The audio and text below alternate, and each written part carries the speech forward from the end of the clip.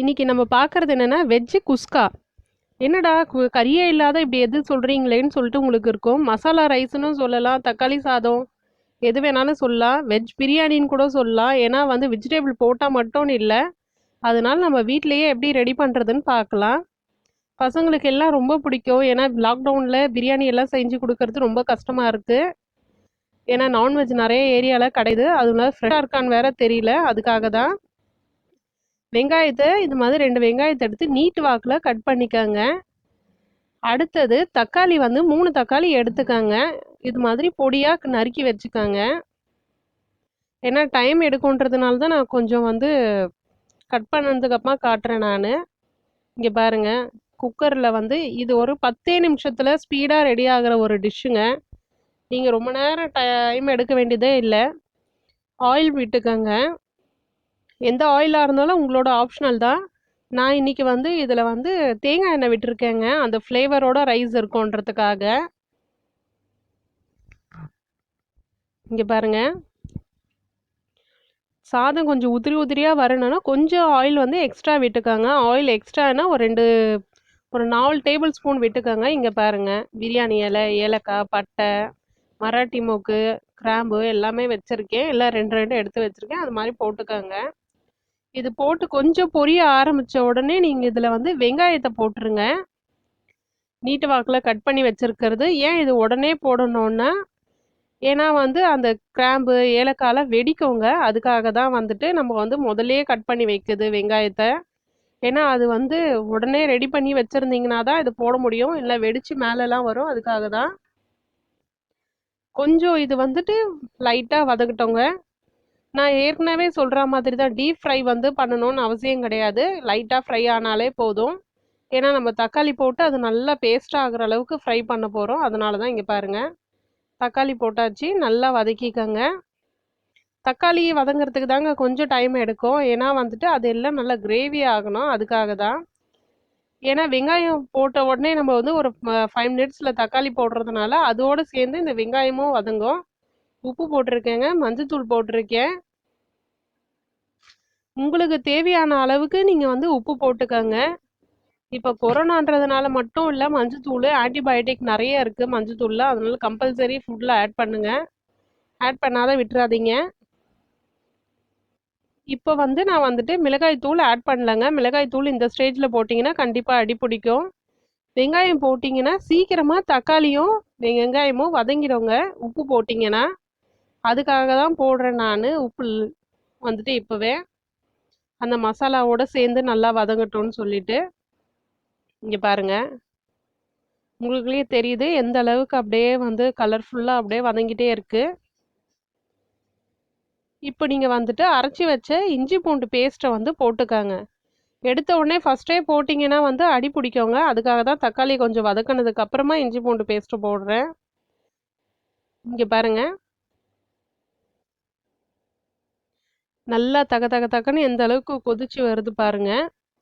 இப்போ வந்து இதில் வெறும் மிளகாய் தூள் ஆட் பண்ணுறேன். உங்கள் வீட்டில் குழம்பு மிளகாய் தூள் இருந்தால் கூட நீங்கள் ஆட் பண்ணிக்கோங்க. உங்களோட ஆப்ஷனல் தான். கொஞ்சம் கலர் வந்து நம்மளுக்கு பார்க்கும் போதே வந்துட்டு அந்த ஃப்ளேவரோடு வரணும், கொஞ்சம் டார்க்காக ரெட்டிஷாக இருக்கணுன்றதுக்காக நான் இது மாதிரி போடுறேங்க. வேறு ஒன்றும் கிடையாது. பாஸ்மதி ரைஸ் இன்றைக்கி ஆட் பண்ணலங்க. நார்மல் ரைஸ்லேயே எப்படி செய்யறதுன்னு செஞ்சு காட்டுறேன் நான். என்னோட அரிசிக்கு வந்து 1 கப்புக்கு 2 கப்பு தண்ணி. உங்கள் வீட்டில் அரிசிக்கு என்ன மெஷரிங் இருக்கோ அது மாதிரி விட்டுக்கோங்க. குக்கருன்றதுனால தண்ணி ஜாஸ்தி விட்டிங்கன்னா அழிஞ்சிடும். அதுக்காக தான். நம்ம இதுவோ பாத்திரத்தில் எதனா செஞ்சோம், குக்கர் மூடாத செஞ்சோன்னாக்கா நம்ம திறந்து பார்க்கலாம். இதை வந்து திறந்து பார்க்க முடியாது. விசில் வச்சு நம்ம அப்படியே விட்டுற போகிறோம். இங்கே பாருங்கள் எந்த அளவுக்கு ரெட்டாக அப்படியே இருக்குது. நல்லா இது கொதிக்கிட்டோங்க. கொதி பாருங்கள், அப்படியே பபுள்ஸ் மாதிரி வருது. எப்படி நீராக அந்த ஆவிலாம் வருது பாருங்கள்.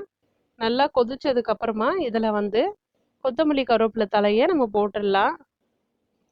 கருவேப்பிலை மட்டும் இல்லைங்க, நீங்கள் வந்து புதினாவை ஆட் பண்ணிக்கோங்க. கருவேப்பிலை சும்மா ஃப்ளேவருக்காக ஒரு 4-5 இலை ஆட் பண்ணிக்கோங்க போதும்.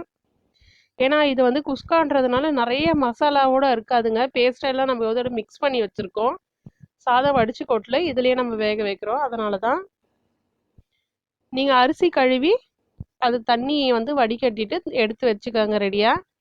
ஏன்னா கொதி வருது வர ஸ்டேஜ் கொதிச்ச உடனே நம்ம அரிசி போட்டுடலாம் இதில். நீங்கள் வீட்டில் வித்தின் இந்த லாக்டவுனில் நம்மளுக்கே வந்து தினமும் எது செய்யறதுன்னு ரொம்ப கன்ஃபியூஷனாக இருக்குங்க. நிறைய டிஷ்ஷு குழம்பு வைக்கணுமா செய்யணுமான்னு அந்த மாதிரி இருக்கும் போது நம்ம வெரைட்டி ரைஸும் நிறைய செய்யலாம். ஒன்றும் பிரச்சனை கிடையாது. இதுக்கு வந்து நீங்கள் வந்து தயிர் பச்சடி வைக்கலாம், இல்லை கத்திரிக்காய் சாப்ஸ் வைக்கலாம், இல்லைன்னா பொட்டேட்டோ ஃப்ரை வைக்கலாம், அது மாதிரி வைக்கலாம், இல்லை வத்தலை ஏதாவது செஞ்சிங்கன்னா ரொம்ப காம்பினேஷன் நல்லா இருக்குங்க.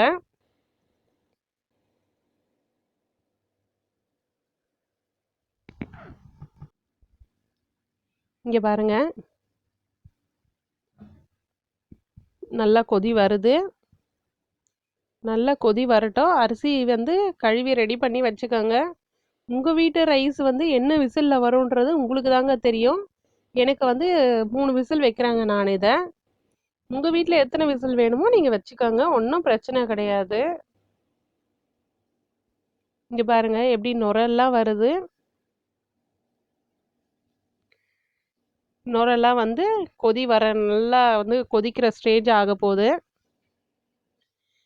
இப்போ நீங்கள் இதில் வந்து கழுவி வச்சிருக்க அரிசியை வந்துட்டு இன்னும் 2 நிமிஷம் கழிச்சு ஆட் பண்ணுங்க. நல்லா கொதி வரட்டும். எதுக்கு கொதிச்ச உடனே நீங்கள் வந்து அரிசியை போடணும்னு சொல்கிறேன்னா, கொதிச்சதுக்கப்புறமா அரிசி போட்டால் நல்லா உதிரி உதிரியாக வருங்க. அப்போ வந்து நீங்கள் போட்டு டேஸ்ட் பார்த்துட்டு சால்ட்டு காரம் எதனா ஆட் பண்ணோன்னா ஆட் பண்ணிக்கோங்க. இங்கே பாருங்கள் எந்த அளவுக்கு கொதிச்சு அந்த ஆவியெல்லாம் வெளியில் வருது பாருங்கள். இங்கே பாருங்கள், நான் உங்களுக்கு கையில் வந்து எடுத்து போடாத கரண்டியில் எடுத்து போடுறேன். உங்களுக்கு கையில் எடுத்து போடுறவங்களா இருந்தால் கூட போட்டுக்காங்க, ஒன்றும் பிரச்சனை கிடையாது. இல்லை நீங்கள் காட்டுனீங்க இது மாதிரி தான் செய்யணுன்றது கிடையாது, உங்களோட விருப்பம் எப்படி வேணாலும் செஞ்சுக்கலாம். இங்கே பாருங்க, எல்லா அரிசியும் வந்து போட்டாச்சு. நல்லா கலரி விட்டு டேஸ்ட் பண்ணி பார்த்துட்டு